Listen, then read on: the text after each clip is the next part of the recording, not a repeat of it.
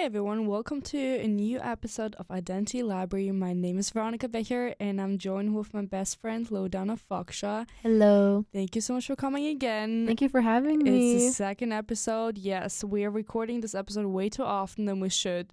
Honestly, this reminds me of when you write an essay and you just can't finally finish this conclusion and it takes you 5 times to finish I'm it having up. fun, okay? This is okay. fun. It's okay. We're just staying cool, I guess. Well, I would love to talk about Spain. Spain. Why Spain? Let's just give us a rundown why Spain and where we're coming from, with Spain. But that's just the topic, right? Yeah, love Spain. So I'm, as well as Veronica, we're both in a program called the International Business Dual Degree Program, IBDD for short, which is also run under a cohort of business schools, IPBS.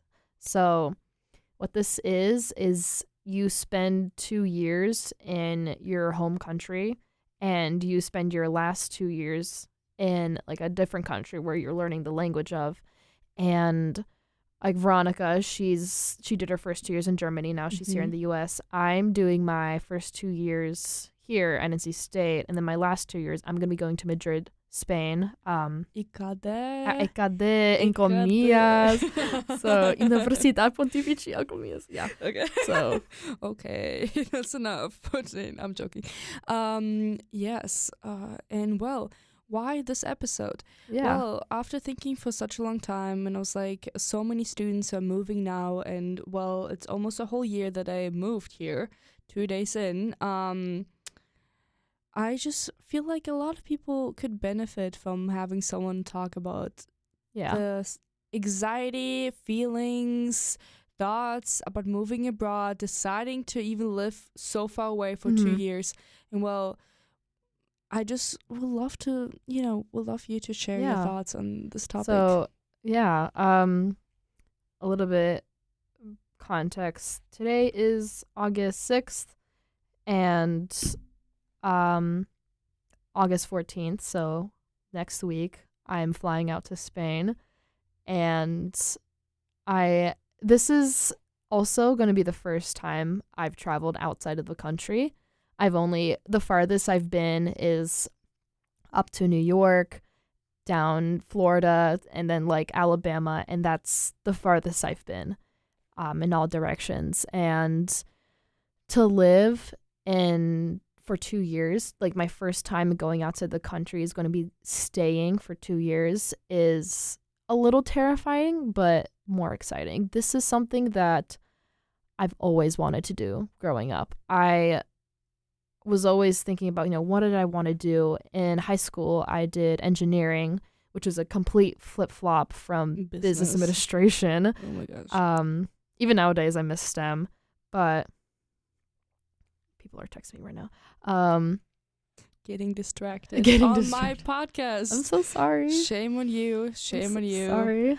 So many people like to talk to me. I just want to say it's so famous. It's okay. I know you're leaving soon, so loved. Of course they want to get to know you better on the last day and date you for one day. I know. I'm joking. Well, I'm so poor. Going back to the topic. Yeah. Anyways, actually, how this all came up when I was younger, I watched a lot of YouTube when I was of the most random things. A lot of it was culture things. I would watch a lot of things from different parts around the world, cultures, traditions, what they would do, and constantly just interested in people. I was always asking questions, even coming from a non-American. I'm from a Slavic Balkan, a different culture than everybody else.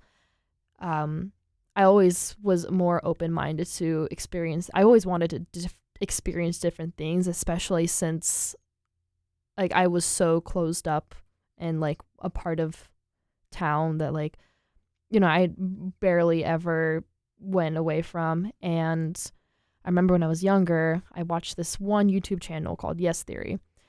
And the first video I've ever watched from them, I was 12 years old, and they threw a dart on a map, right? And on the map of the US. And wherever the dart landed, they were going to fly there and spend like a couple days in. And I thought that concept was so cool because I love the idea of doing things in the moment, just like in the spur of the moment. And I watched more of their videos and how they went to random countries, even like the smallest, like the least touristy countries, and had like such an amazing experience. They go there without any direction whatsoever, and they find accommodation and they find help from random people that I talk to. Me being the introvert, I thought this was so cool because it was something that I've never was able to like do, and I thought it was so cool that they would just go up to random people and like, hey, we're here and we have no idea what to do. Would you like to be our tour guide for the day? And it would be locals. It wouldn't be like actual tour guides, or like they would be with locals and like not even in like the most busiest parts of the city and or like in the country, and they would just explore and do things on their own. And as soon as I saw that, that's what I wanted to do. I remember texting my friend and I was like, I want to travel the world and I want to do long-term traveling where in digital nomading, where basically you take your job remote and work and travel basically. Yeah. And I wanted to minivan. Not like minivan, maybe America, but like 2 weeks, 2 months, stay in one place. And then whenever I want to leave, pack up, go somewhere else, and just have like the most minimal amount of things that I need and really work so I can like support myself, but like also maybe like do odd jobs here and there if I needed to. If I needed to like stay with some people, I can be like, I can babysit for you or something like that, or tend to your garden, whatnot. This reminds me so much of I had in high school an acquaintance, and she went to Australia. Mm-hmm. So she was like working for a wildlife conservatory, and she was traveling the whole Australia in like a whole year or something, and she was just living there like a nomad. Yeah. Really interesting experience. And that's what I want to do. Yeah. A lot of people, for some reason in Germany, when they graduate high school, they go for this 1 year abroad where they study somewhere, or they travel somewhere, work in different companies, or I don't know, just different things. Which I also think is interesting, how studying abroad and traveling is much more normal in Europe than it is America, because America in of itself is such a big country that like you travel, like whenever you go on vacation, you're still in America. Yeah, but the reason is also in Europe, for instance, if you study abroad, you get a scholarship called Erasmus. Mm-hmm. And it's for people that live in Europe, and you can just apply to get an Erasmus scholarship, and they will pay for your housing, for your tuition, for like a lot of things. In additional, like you just get a lot of money for just traveling abroad. And I know a lot of people, since Germany has the biggest IPBS network of like international dual degree corporations, because it started there, right? Yeah, it's one of the founding places. We have 12 different countries in comparison to NC State having 4, right? France, Spain, Italy, and Germany. 4. Yes. China used to be on there, but I don't think it is anymore. Yeah, and that's the thing. And we have 12 different. We're from China to Brazil to like Spain, Italy, kind of all kind of countries. So when people stay in Europe, they just get almost everything paid by Erasmus. If they can apply, and then depending on how much money your parents make, you get more funding or less. Yeah. Well, America's different. Yeah. And it's also different for you guys, right? Traveling. I feel like we're just doing a lot of marketing content for IBDD. Do IBDD, guys. It's great. Oh my gosh. No, seriously. All the incoming students are coming in tomorrow. And aren't you doing the orientation for them? Oh my gosh. Yeah. Don't even mention That's crazy. If anyone ever sees me on campus and thinks like, who's this random girl? And I don't know when this episode will be. And a huge group is following her as well. That's crazy. You're just leading an entire group. I remember like that one time we were with the interns from Hitachi, more marketing. for Hitachi. Energy, and you were like talking about like, oh, and we were like, you look like such a tour guide right now, and like talking, or like a perfect, like talking about to give a little bit of rundown what happened, we went, it's a little bit drifting off topic, but we went to a factory in South Boston. It's not a secret. To see the Transformers, and it was really funny. We were such a big group of interns and graduate students, and I feel like through working in project management, I had the opportunity to like get to know more about Transformers, and thank you to my team. That was like fantastic, helping me like learn so many random things. That in the end of the day, I knew more about Transformers than most people did, and even the tour guide couldn't give us the rundown. And I was like, "Oh, this is like this Transformer, this is that Transformer," and so people were just following me through not even my factory. But that was really funny. I remember when we came back, we were like kind of outside Hitachi, just like talking to each other, and you were talking about Hunt or something. Yeah. And like you were like, "This is Hunt, and Hunt is all the way over there," and you were talking about it like with your hand, as if you were like presenting to them. A tour guide. Yeah. I was a tour guide in Germany. Like, why are you good at this? I don't know. I just discovered this in Germany when someone asked me to do like a mini tour for NC State students, and that's how I met like a lot of NC State students, and get to know. And I was like, oh, I really want to go to NC State to study and be in this dual degree program. And well, I realized that my dry jokes, work really well when it's a tour guide. And I did like a tour guide. Everyone gets them. Yeah, for IBDD. Yeah. Yes. So if anyone mentions Germans have no humor, that's not true. Or it's just different. It's just different. Or it's just my Slavic side. I'm not sure yet. We're still figuring that out. Yeah. The same as my accent, but that's okay. Yeah. Well, going kind of back to like Spain in so yeah, international students are incoming this week, and they all come from different places. I'm like the key person, giving everyone the keys out, and also doing the international orientation day next week. So I'm gonna lead like 25 students from different countries, undergrad students. That's crazy. And so that was also a thing what inspired me to do this episode with you, because I feel like a lot of students come here, and I remember when we moved here, it was such a nerve-wracking thing. Yeah.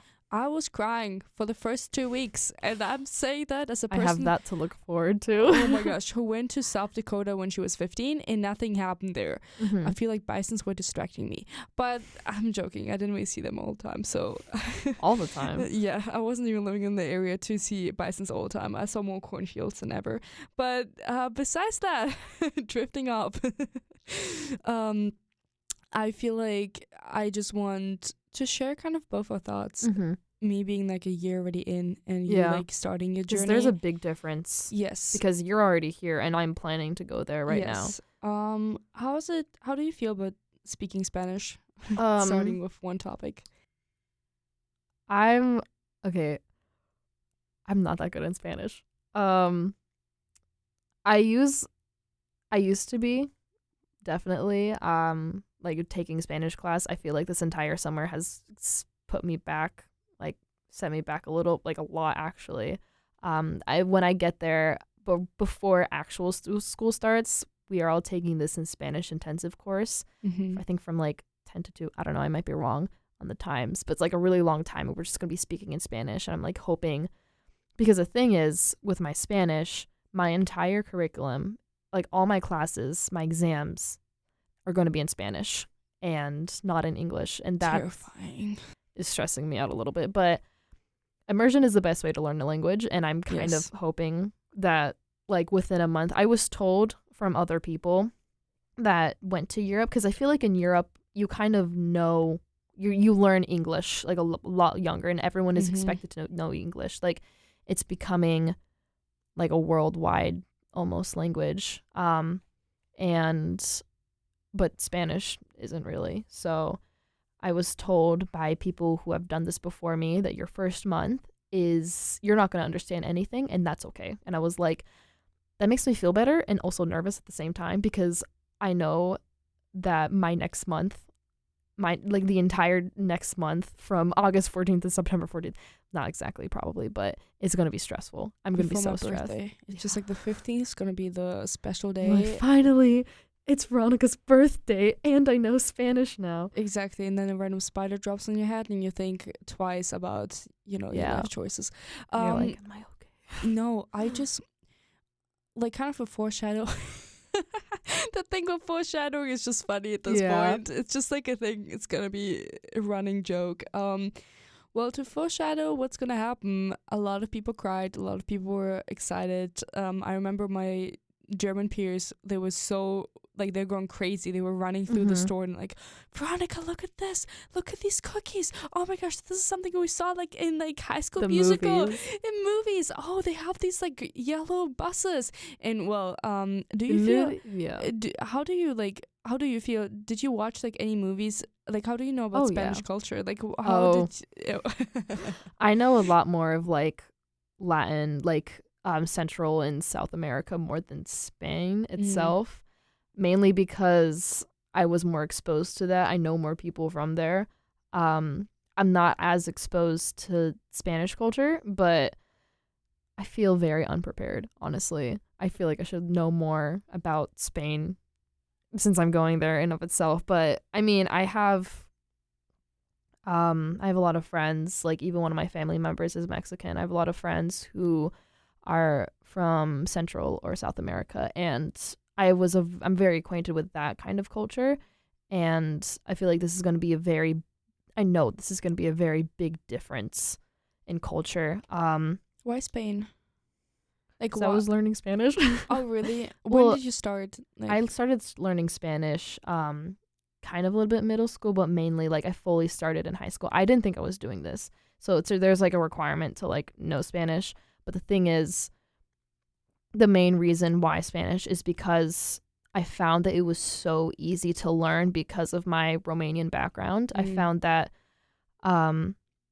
learning Spanish, like I saw a lot of parallels with Romanian, and even taught me more about Romanian that I didn't know. And I was like, oh, when my mom's walking me through conjugation, like I understand what she's doing now. Because I used to not be able to understand, like, why do we put certain words like this? And in my head, when I was younger, when I spoke Romanian, it just kind of flew like that. And now I feel like I'm more aware of what I'm saying when I'm speaking to my family, which is a big deal. Sorry, go ahead. Sorry. But I think Spanish because it made me more connected with Romanian. And I could have gone and done Italian because I feel like Italian is a lot more closely related to Romania than it is Spanish. But I think I wanted to fully be set in Spanish first. I wanted to be fluent in it first before I went to another language, to a different culture in a sense. Yeah. I'm like, you just answered my other question. What are you me answering, like asking it, Yeah. What are your like expectations? Like, what are something like your top 3 things? I love the top 3 things, I guess. Top 3 things. It's a good it's a good conversation rolling. Yeah. What is something that you like, or like what you look forward to in Spain besides your room? Yeah. Ooh, I love my room. It has so many windows. Oh my gosh. I won that room. Oh my gosh. I need to give a rundown. I know this is your story, but this is just... Go for it. Tell my story. We both are working right now at the same company for the summer, but in different departments. Yeah. And Loridana was for like, I think a month. Like, don't tell my managers this. No, I'm not telling you. No, it's the fact that you were debating on like so long what room to take. Not even so, like a week maybe. Yeah, but it was kind of like, Veronica, what do you think? Veronica, what is the best choice? Yeah. What room feels more like Loredana? Yeah. What room feels more like Spain? And Laura is like a fantastic artist, by the way. Just giving like a clap to her for winning a capstone project last year for the oh my god, stop. for the what is the village arts village? Art Village, yeah. Yes. Oh my gosh. Oh my god. This is a different story, that probably a different day, it just took us, we were just not ready when everyone was ready. We were just setting it up for hours. Yeah. But yeah, it was a performative piece. Yes. Oh my gosh, performative piece. My dear friends, please remember to improvise in life sometimes. Yes. It works. It gets you. It gets you first place. Yes. Oh my gosh. So, what are your top 3 expectations?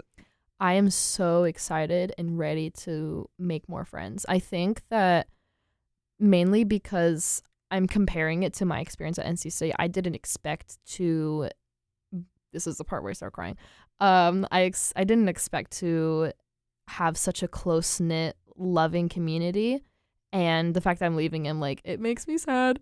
Oh my We gosh, have a running inside joke. I cry a lot. I'm a very emotional person. This is like, I don't have tissues right now besides a random like paper towel roll.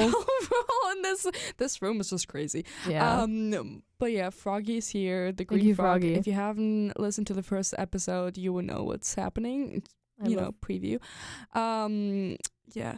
So basically, we are sitting at Jubila, and people that live here, they know. Is that the first time I cried?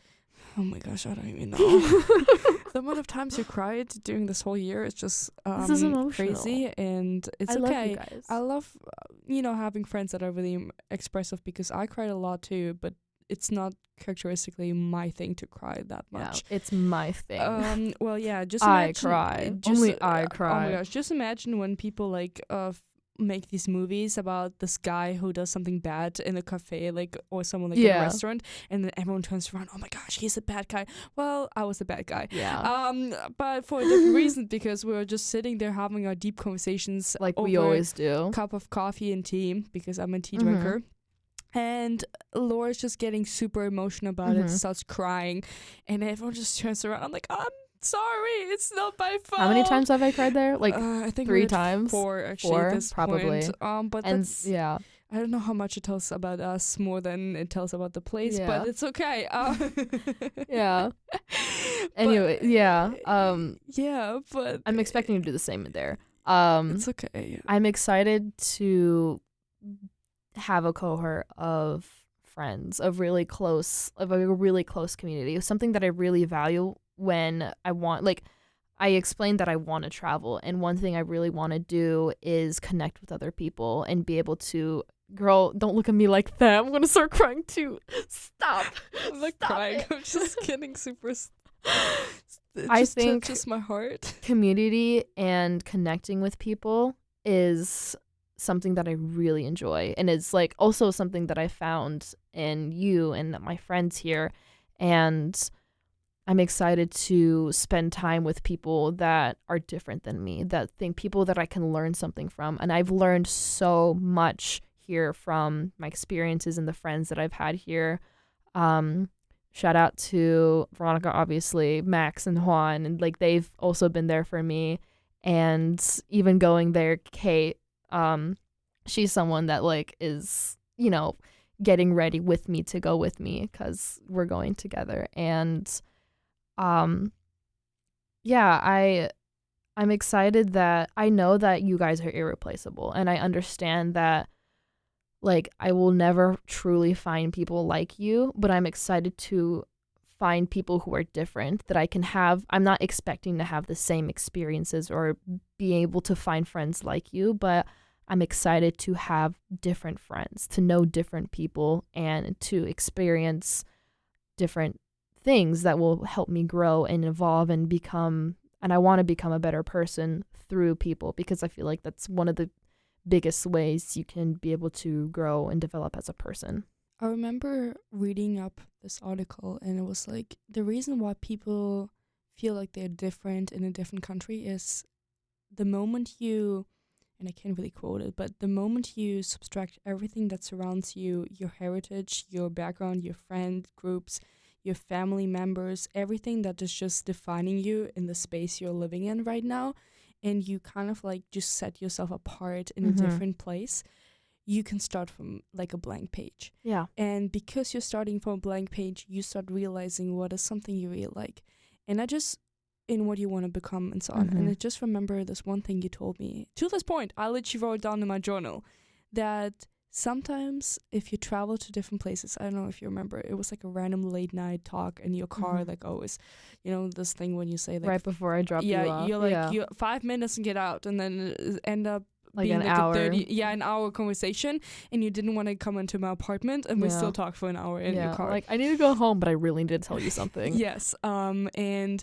she literally, like, you literally told me, Well, sometimes it's maybe if different people bring out different sides of me. Yes. And sometimes it's not that I'm different. It's just maybe I'm so diverse and I have so many different like layers that's the reason why I can be a different person in different countries and different places, because I have so many more layers to me than just being a business student, just being an artist, just being someone who likes to read books. And it just reminds me so much of like, I think that's just a great advice to remember that you don't have to be one specific person, and you don't have to put yourself in one box. I think you can not only know who you are from like a very deep level of like your entire identity, but know that you are constantly adding layers to yourself. I think onion. I was thinking about that. An onion. People say like, oh, ogres. People say ogres have layers and onions have layers. Oh my gosh. Shrek. I think of shout out to my mom. She makes that joke all the time. I love her. I think of onions like when you need to peel each layer in order to understand how a person is. Yeah. And I think also maybe when you travel to a different country, be aware of how many different cultural differences you have and how deep it goes. Yeah. Like, I just remember my first weeks here and it was just a mess. It's something you don't want to remember, but it's just the fact that how direct I am as a person, and people know that and they need to get used to it, and how different cultures can be. And I imagine Spain's going to be also completely different. Different experience for you. But it's something I'm excited for. I think one thing that I truly value myself, a part of my identity, or something that like a strength of mine, I'd say, I'm an adaptable person. I'm different in different situations I can bring out different parts of my personality, or I can adapt my personality in some way. I wouldn't say I'm completely two-faced. I'm still myself. I still know I'm not completely putting up an entire wall, but I think of my personality as very malleable, like and a chameleon almost. Yeah, but exactly. Not like you pretend to be someone else. You still are true to yourself.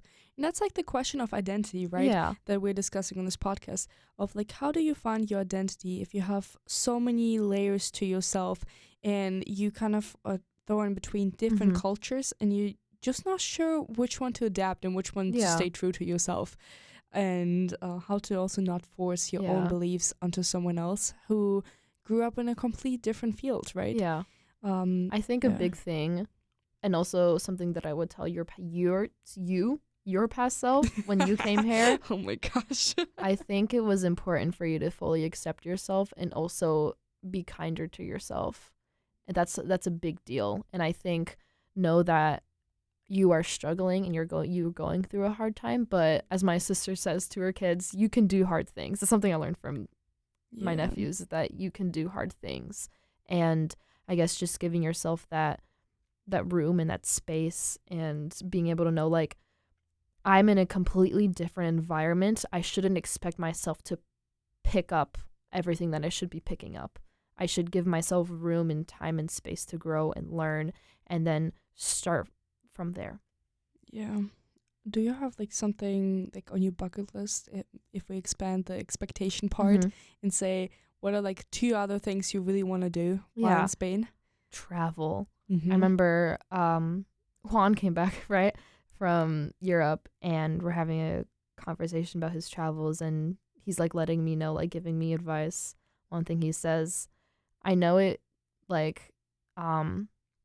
would be easy for you to like, go to a mall and buy everything that you want, and especially since it is like cheaper, but really save your money to travel and like use your money to travel. I think for my entire experience there, like my top 2 countries, Italy and Greece. Like I want to go to Italy and Greece, and the weekend before school starts, we're going to go to Valencia, which is like the beaches of Spain. Yeah. Something that I'm really, really excited to do is travel, which is something that like I always wanted to do, but like it's crazy how this idea of mine is finally coming to fruition. We're in Greece. Any idea? No. Oh, okay. Otherwise, you have to let me know, man. Yeah, because I've traveled to Greece quite a lot, but also like if you talk about traveling, I feel like my experience started when I was 5 months old. And I don't remember everything because my parents just traveled my whole childhood. They like saved up the money only for traveling. Yeah. And I feel like I got a lot of experience, but the moment I stepped on an airplane by myself, I was like, this is nerve-wracking. And the older you get, the harder it gets to leave. And the harder it gets to leave your family and your friends. And especially when you're in college for 2 years, you establish your network, the people that you care for that are close to you. I have a shout out to Ari, who is like to this point my best friend, and she's like texting, call me monthly, weekly, even though we're like apart 6 hours or something apart. And it's very difficult to like leave this behind and start a new chapter if you had a good chapter beforehand. Yeah. I think one thing that'll be carrying with me, good friendship will last, is a big thing. I don't think that the true close friendships that I've had here, I don't think that's ever going to go away no matter how much I travel. And one thing that I learned from my friends that I really think is cool is how we all love to travel. 2 of our best friends went to Europe this past summer, and boy, I thought about them every day. I was like, I miss them so much. And as soon as they came back, I saw them both separately, right? And I sobbed as soon as I saw them because I missed them so much. Emotional person, like always. No, it's okay. One thing I love about myself. I love that. I love that being expressive is sometimes really like a gift. Like I just feel like sometimes when something happens to me, I feel like I don't feel anything for the first month. And that's just me being like, oh, I'm like, this is strange. Like, I don't feel anything. I just feel like I'm a ghost. Like numb, and I'm just existing. And I'm not sure when this feeling will go away. And maybe like a big advice, kind of like steering the conversation back to like international study abroad situations. Let yourself, like, don't be too harsh on yourself and give yourself time. Like if the first month is going to be rough, it's going to be emotional, a lot of things will happen. You will feel for the first time the distance that you have between your home country and the country. And I've never experienced an entire ocean away from my family. Yes, and just a feeling of you can never go back, but you can go back. And I always say give yourself a month to adjust. That's the first step. The second step is if you're so far away, you can always go back, but you can never go back to a country that you decide to travel to. Yeah. Or, well, you can, but it's more difficult sometimes than going back home to your family, right? And third, if these are your real friends, they will stick with you no matter what. In worst case, I'm just feeling really grateful for these people that were in my life in a chapter that I needed them. We had this conversation where I'm like, you came into my life for the first year at State and you were such a guidance, a kind person, someone who helped me out so much during my first weeks and months at State. And I feel like finding someone who can be this person is sometimes tough and it doesn't come planned. And she's already sobbing. Oh my gosh. I was hoping you weren't looking at me. But it's just like it's just well, disclaimer, this is an emotional episode. And I think it's just it's just important to understand that I told you I was gonna cry.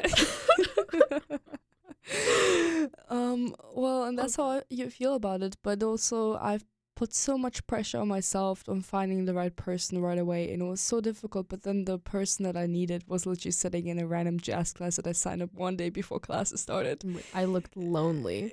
Oh my gosh, apparently. I'm sorry. But I loved your hair. She has not told me. I loved her hair. I saw her hair and I was like, oh, it was red back then. Yes. And I had like little pigtails. Yes. And I've never done the pigtails ever again. It was so cute. Oh my gosh. But I just remember her hair just changed so much through the year. We grew so much. It was like finals week, you know, when you contemplate about your life decisions and if you actually should study business or not. And I think it happens. That was me after finals. I was like, should I go to Spain for business? I don't think I actually like business. I had an entire mental breakdown about business and I missed life crisis. STEM. Literally life crisis. I was so stressed. Yeah, and I think that's a normal thing that, you know, it will happen. And I remember this one friend I have, Leah, who is from France. I don't know if she ever listens to this episode, but she was sitting and Hi, Leah. yeah, I was sitting in Madrid on a bench. Yes, I also study abroad at the same university, but for like a summer before coming to the States. And we met up, and she went through this whole thing already. She graduated from a dual degree program, and she was like, when we were back then in finishing our 2 years, we decided to almost protest. We were like telling the coordinators, we're not gonna go abroad, we're gonna stay in this country, we don't want to go and separate. Our friends group needs to stay together. And she told me this is how everyone feels. Like, everyone feels to a certain extent weird about going abroad. You're excited, you're nervous, you're scared. The moment you're actually on the airplane, you get like mixed feelings. You understand that something is happening, but you can't really process it. And all that matters is to make the first step. And I think that's the first thing you have to do. And then the moment you step over and get to the other country and you start adjusting, you will have a reverse shock when you go back to Germany and you can't recognize yourself anymore. You can't recognize the people that you were there. You can't understand how it is to even live not anymore in the United States, not live in Spain anymore, and so on. That's going to be harder than actually going somewhere. But yeah, I'm really grateful to have you like as someone who guided me, and I hope everyone who listens to that and goes through these things will find this one person that will guide them somewhere.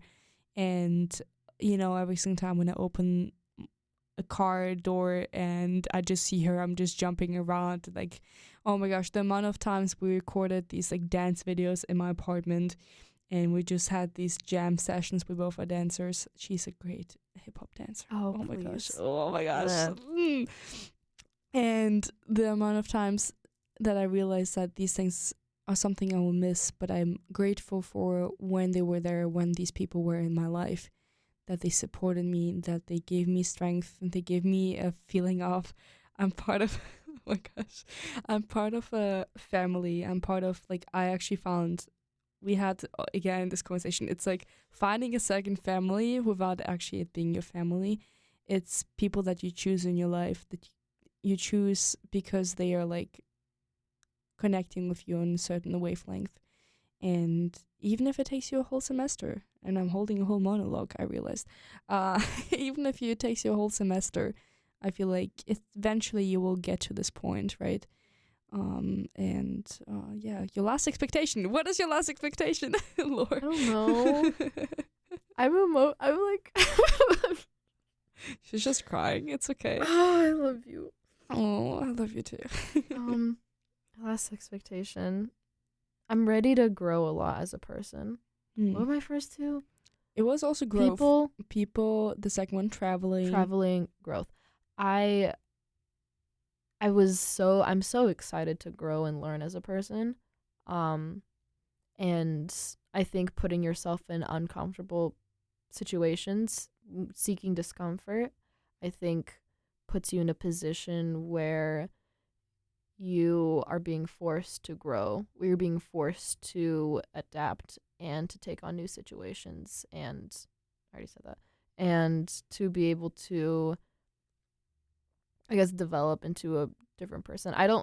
In one of my values, I don't think that you end up becoming a specific person that you're meant to be, because there's always room for growth and potential, and there's always going to be ups and downs. And I think I'm excited for those downs, because to me, that is the life that I want to live. I want to live a life that is fruitful, bountiful, that has so many different things happening in it, so many different experiences, that I can be like, I went through this growth phase where I went through a phase where I was doing nothing at all, or I was going through a phase where I was so low or so high.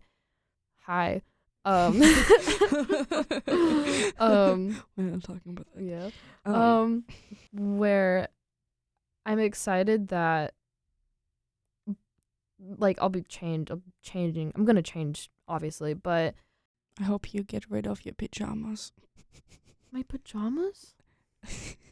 You don't like my pajamas? No, I love them, but it's just gonna be funny the moment I see you not in pajamas for once. There was one moment where Or in Tally, where I just like walk in with my red Christmas pajamas and my blue little wool cardigan that my sister gave me. Or like I remember that day, I was like, just sneak into the Tarlington building. It's fine.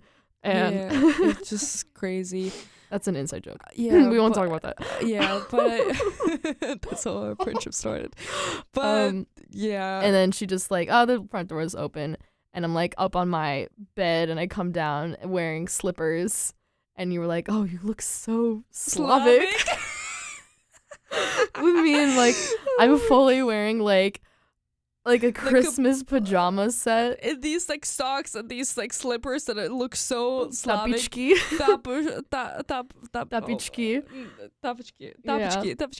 Yeah. Oh my gosh, yes. And the thing with the finals week that I didn't mention, it was just, one thing you need to remember: if you go abroad, be spontaneous, because sometimes you will do things you didn't expect to put on your bucket list, like coloring random your hair at like, I don't know, midnight. Hey, before. Laura, do you want to color your hair? Okay.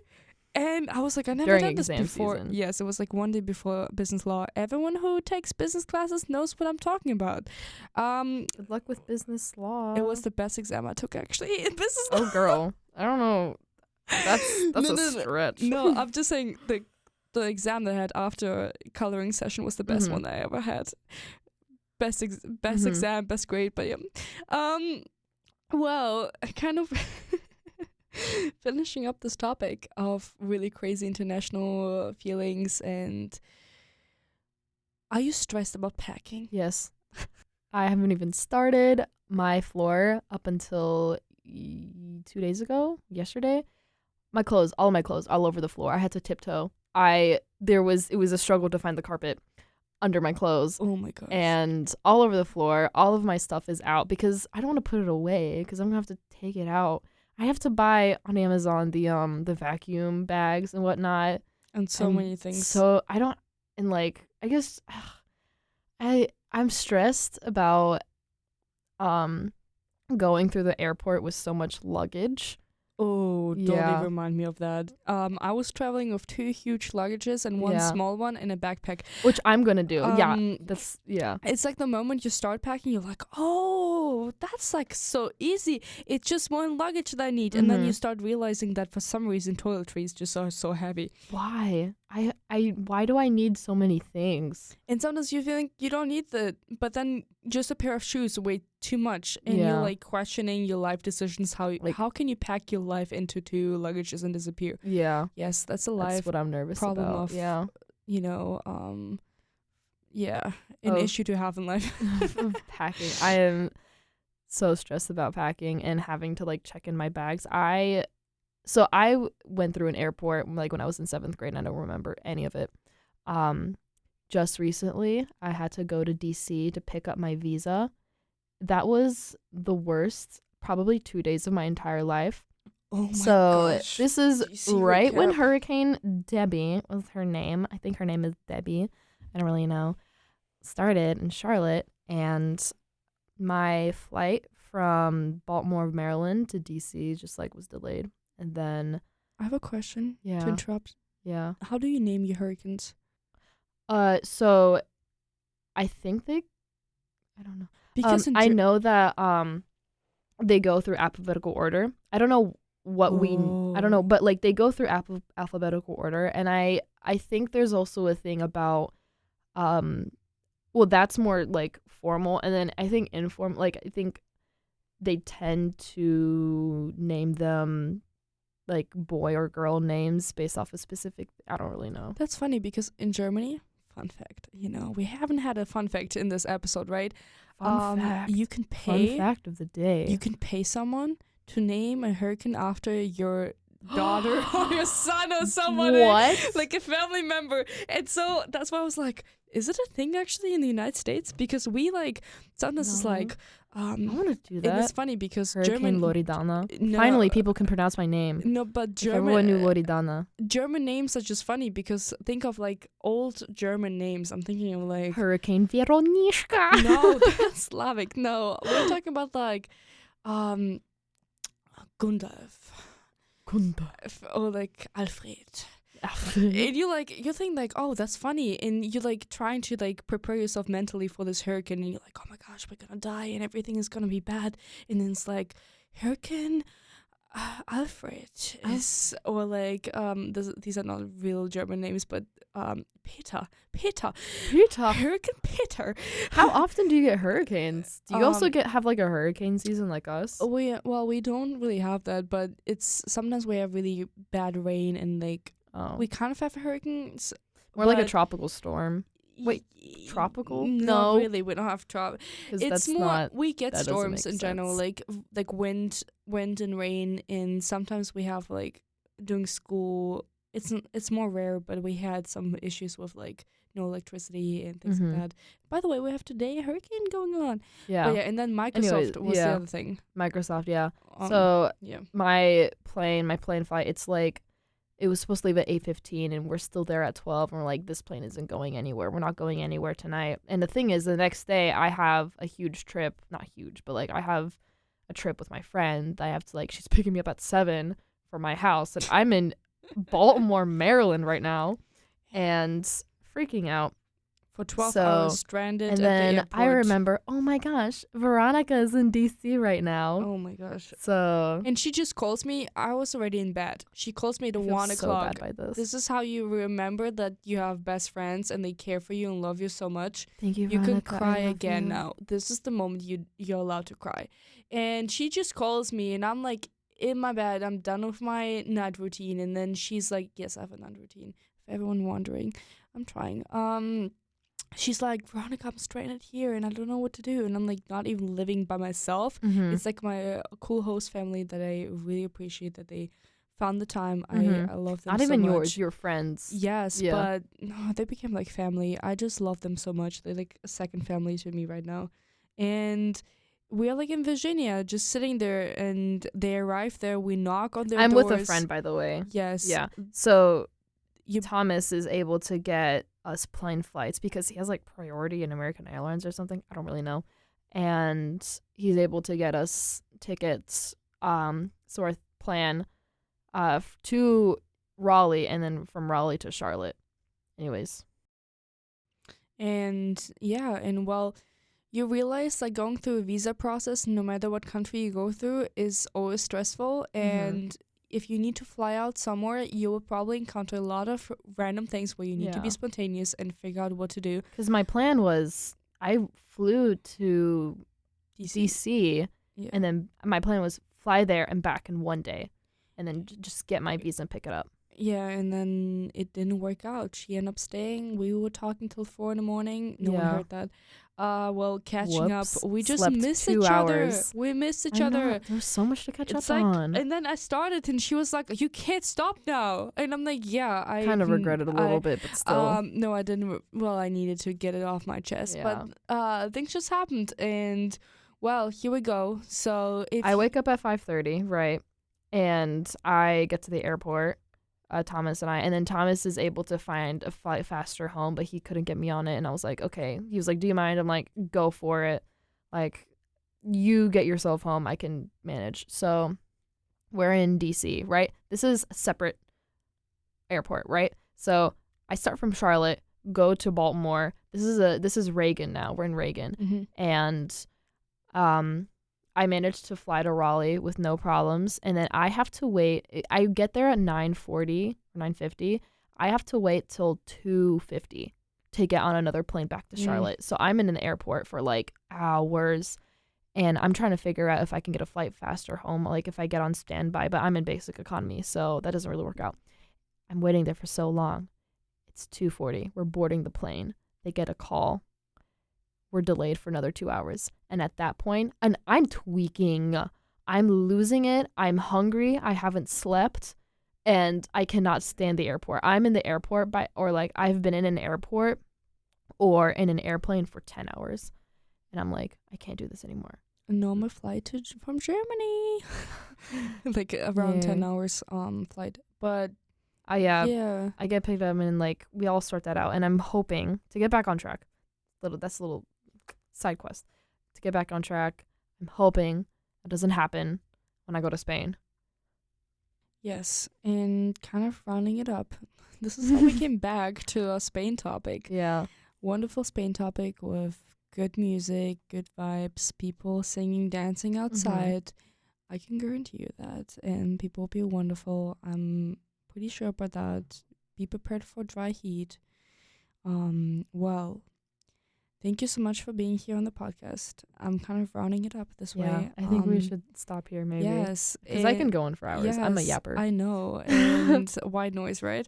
Yeah. And I just want to give a last advice for all our brave travelers. Yes, because you're brave, including Loridana. Thank you. And I'm so brave. proud of you guys for making this step happen and actually going on this airplane or whatever you're using, actually, even like moving to a different city now that school starts. I can understand how stressful it probably is for all of you guys, moving to a different country, to a different college, starting completely something new chapter. But remember, that's something that you think back on and be like, oh, I really enjoyed it, or I hated it. But then you had the experience and you know exactly what you like and what you hate. Yep. So I hope the wind is going to be nice to you guys. Thank and you. you're going to be I hope so too. I hope hopefully safe. I hope the weather's fine when I go.